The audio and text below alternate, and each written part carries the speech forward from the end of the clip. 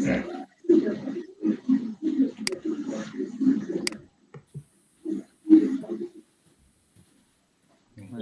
sudah bisa dimulai. Assalamualaikum warahmatullahi wabarakatuh. Waalaikumsalam warahmatullahi wabarakatuh. Saya akan mempresentasikan hasil dari tugas modul ajar di LK 9 kemarin. Di sini saya mengambil fase C kelas 5. Untuk modul ajarnya Bapak. Nah, ini. Jenjang sekolah dasar SD kelas 5, alokasi waktu 1 kali pertemuan atau 4 kali 35 menit. Kompetensi awalnya, peserta didik cukup baik dalam menyebutkan 5 asmaul husna. Peserta didik cukup baik dalam menyebutkan makna 5 asmaul husna. Peserta didik cukup baik dalam menghafal 5 asmaul husna dengan lancar. Peserta didik baik dalam mengungkap nilai-nilai akhlak terpuji sebagai bukti keyakinan pada asmaul husna. Peserta didik baik dalam membuat tulisan indah asmaul husna. Profil pelajar Pancasila dan pelajar rahmatan lil alamin, yakni beriman dan bertakwa kepada Tuhan Yang Maha Esa dan berakhlak mulia dengan cara melatih peserta didik berdoa sebelum belajar dan sudah belajar. 2. Mandiri dengan cara menyelesaikan tugas tanpa bantuan. Profil pelajar rahmatan lil alamin yang ingin dicapai adalah 1. Iktidal atau lurus dan tegas dalam menyebutkan makna asmaul husna.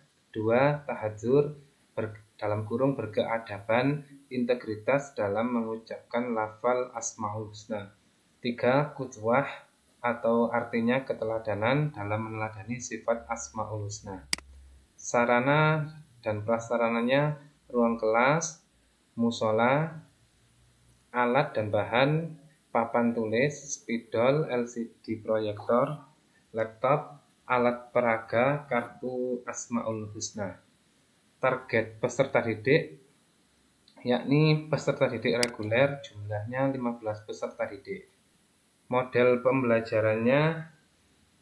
pembelajaran kooperatif, metodenya TGT atau Teams Games Turnamen, tanya jawab, diskusi, dan juga bernyanyi.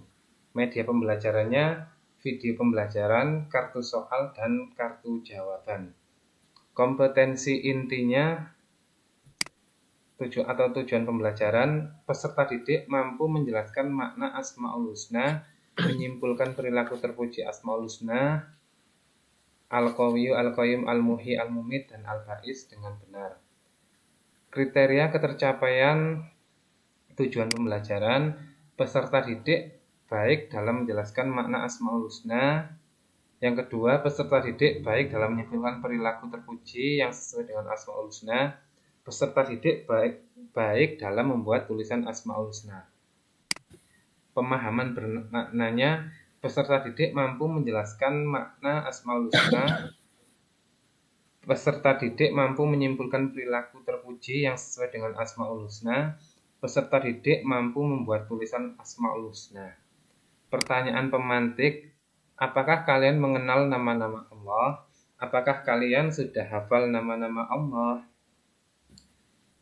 Terus, kegiatan pembelajaran, pendahuluannya, 1. Guru mengawali dengan salam.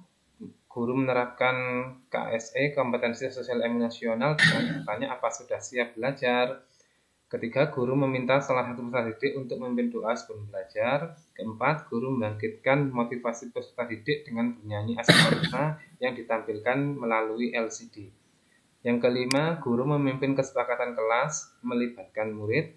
Yang keenam, guru mengajukan pertanyaan yang berkaitan dengan materi pembelajaran, menyampaikan cakupan materi, tujuan, dan kegiatan yang akan dilakukan. Selanjutnya, apersepsi menghubungkan materi dengan keadaan real masyarakat, yaitu guru memberikan pertanyaan pemantik, yaitu menanyakan fakta-fakta ketentuan Allah seperti kehidupan dan kematian, kemudian menanyakan makna di balik fakta kematian. Seperti apa yang hendak kalian lakukan setelah menyaksikan kematian? 8. mengkondisikan peserta didik agar duduk sesuai kelompoknya masing-masing. Kegiatan inti. Yang pertama, guru mengantarkan pembelajaran diawali dengan mengamati gambar sebagai stimulus. Dapat pula guru memberikan stimulus pembelajaran yang berhubungan dengan materi yang akan disajikan. Yang kedua, guru dapat pula mengembangkan stimulus pembelajaran dengan mengeksplorasi kebutuhan siswa berdasarkan kebutuhan dan wawasan lingkungan siswa. Selanjutnya, guru dapat memberikan kepada siswa untuk menyampaikan pendapat dalam bentuk tulisan maupun pendapat sebagai respon yang tertulis pada kotak aktivitasku. Nah, ini skenarionya Bapak, ini skenario hampir sama dengan yang penjelasan tadi. Yang terakhir, kegiatan penutup. Peserta didik dengan didampingi guru membuat kesimpulan dari materi yang disampaikan dalam satu pembelajaran. 2. Tanya jawab tentang materi yang telah dipelajari untuk mengetahui hasil yang dicapai dalam proses pembelajaran. 3. Guru melakukan evaluasi hasil belajar terhadap materi yang telah disampaikan kepada peserta didik. 4. Mengajak semua peserta didik untuk mengakhiri pembelajaran dengan melakukan hening sejenak dan berdoa. 5. Guru dan peserta didik bersama-sama mengucapkan hamdalah. Yang selanjutnya adalah asesmen. Yang pertama, sikap. Melakukan observasi selama kegiatan berlangsung dan menuliskannya pada jurnal, baik sikap positif dan negatif. Yang kedua, melakukan penilaian antar teman. Yang ketiga, mengamati refleksi peserta didik. Untuk aspek pengetahuan, itu memberikan tugas tertulis, lisan, dan tes tertulis. Untuk aspek pada keterampilan, yakni presentasi dan juga proyek. Nah, ini yang selanjutnya adalah pengayaan dan remedial. Pengayaan diberikan untuk menambah wawasan peserta didik mengenai materi pembelajaran yang dapat diberikan kepada peserta didik yang telah tuntas mencapai kompetensi dasar. 2. Pengayaan dapat ditagihkan atau ditagihkan sesuai kesepakatan dengan peserta didik. Yang ketiga, berdasarkan hasil analisis penilaian, peserta didik yang sudah mencapai ketuntasan belajar diberi kegiatan pembelajaran pengayaan untuk perluasan dan pendalaman materi. Remedial dapat diberikan kepada peserta didik yang capaian kompetensi dasarnya atau KD belum tuntas. Yang kedua, guru memberi semangat kepada peserta didik yang belum tuntas.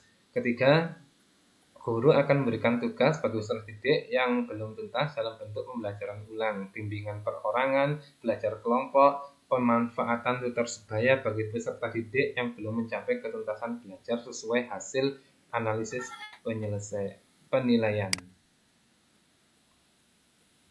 Sampun, Bapak. Kita ke atas, Pak. Terus ke atas dulu. Ya, ke awal. Geser ke atas lagi, Pak. Di awal. Ya, nah, ke bawah, coba. Coba digeser ke bawah, Pak. Terus, temanya apa tema? Lebih dekat dengan nama-nama Allah, Bapak. Ya. Ada dua itu kan? Dalam A dan B itu apa? A dan B itu digunakan ya? Nggih. Ini pertama, yang mengenal pertama. Asmaul Husna. Nggih. Mengenal ya Allah melalui Asmaul Husna. Terus yang kedua, membiasakan perilaku terpuji Asmaul Husna. Coba kita lihat tujuannya itu, yang bawah itu.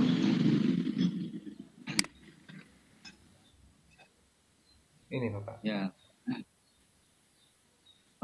Ini pembatasan Al-Qawiyyu, Al-Qayyum, Al-Muhyi, Al-Mumid, Al-Ba'its itu dari mana itu?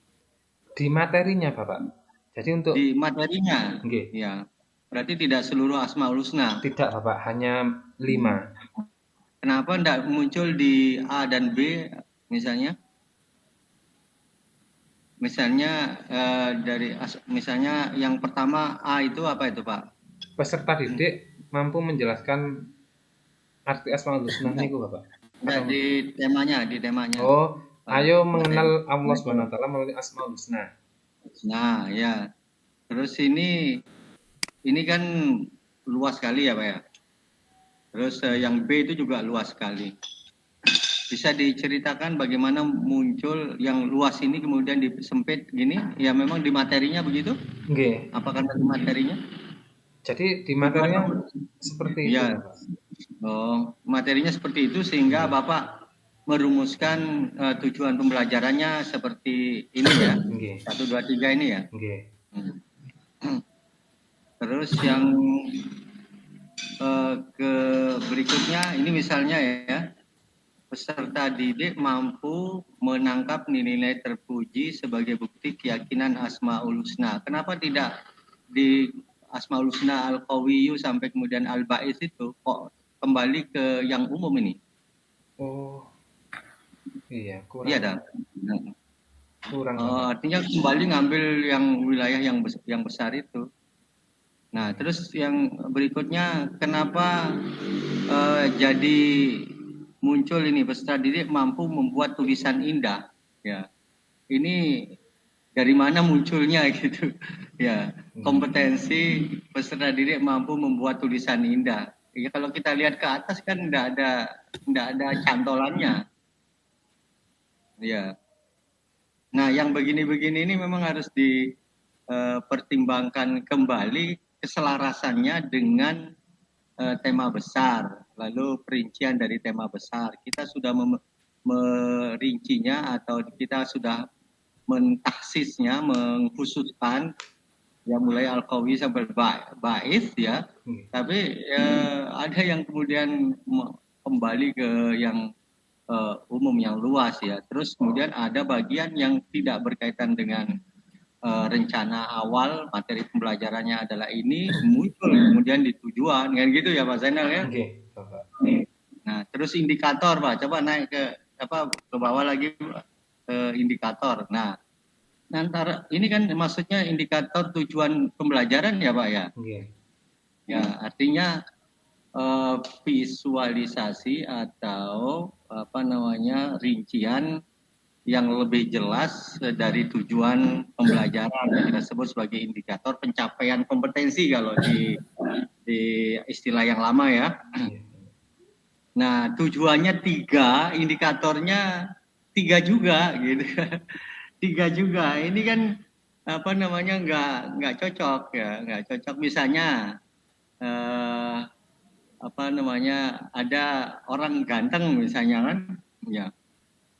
Tapi kalau kita mau lihat di mana gantengnya kan harus dijelaskan indikatornya, misalnya badannya tegap, cara berjalannya bagus, misalnya ya, wajahnya bagaimana, cerah ceria, misalnya, ya, dan lain sebagainya, tinggi badannya dengan berat badannya atau gemuknya itu seimbang, ya kan gitu Pak. Itu mesti lebih banyak Pak, lebih terinci dia, ya. Lebih terinci, misalnya ya mengenai nilai-nilai terpuji sebagai bukti keyakinan kepada Asmaul Husna. Jadi di sini misalnya peserta didik mampu mengungkapkan nilai-nilai terpuji ya. Nah, nilai terpuji itu ya indikatornya nanti Bapak rumuskan sendiri, Bapak punya bukti apa saja itu masukkan kepada indikator ya. Peserta didik mampu membuat tulisan Asmaul Husna, kan sama dengan tujuan ini, indikator dengan tujuan sama. Ya. Ya, yang ketiga itu loh Pak, ya.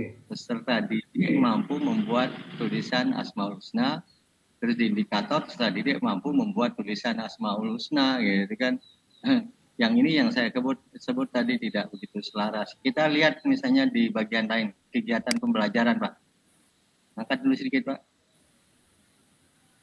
Ya, ya, kegiatan tadi sarpras dengan metode pembelajaran.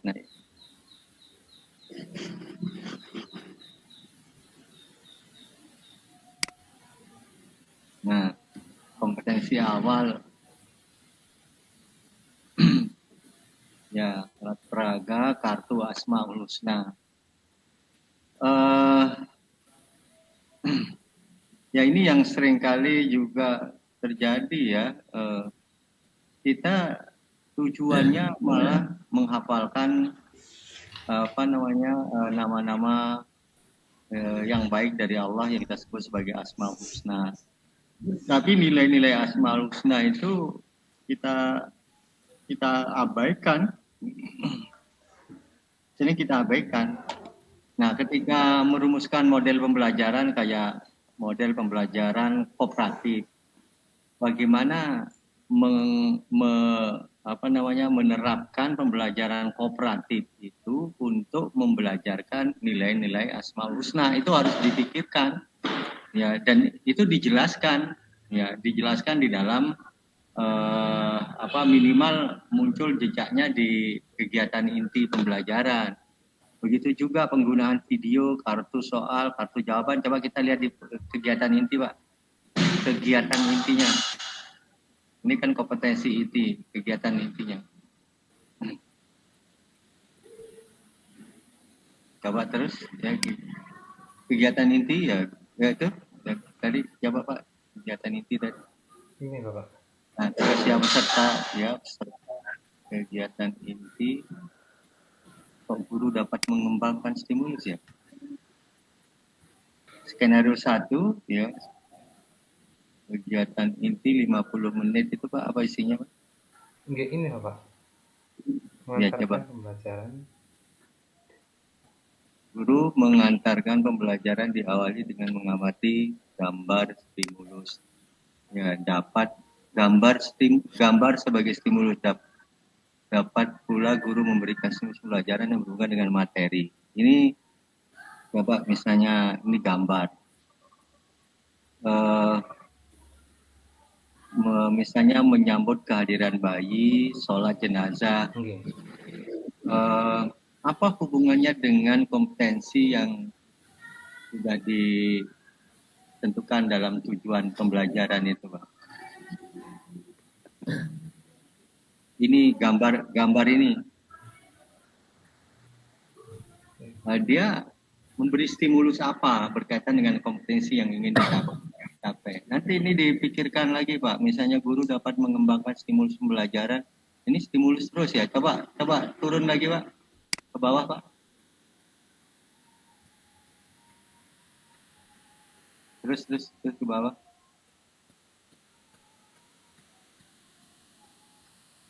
Nah, ini kan jadi tidak kelihatan juga itu penggunaan dari sarpras yang tadi disebutkan di atas, termasuk juga metode pembelajaran, misalnya kooperatifnya di mana ini, gitu kan? Ya, tidak muncul, Pak. Jadi kembali kepada konsistensi. Kalau kita sudah menetapkan metodenya atau sarprasnya ini dan itu, ya digunakanlah, jangan hanya dipajang namanya saja, gitu kan, Pak Zainal ya. Oke, Bapak. Ya, oke. Saya kira itu Pak Zainal. Terus Pak Zainal nanti menulis Quran surat Al-Maidah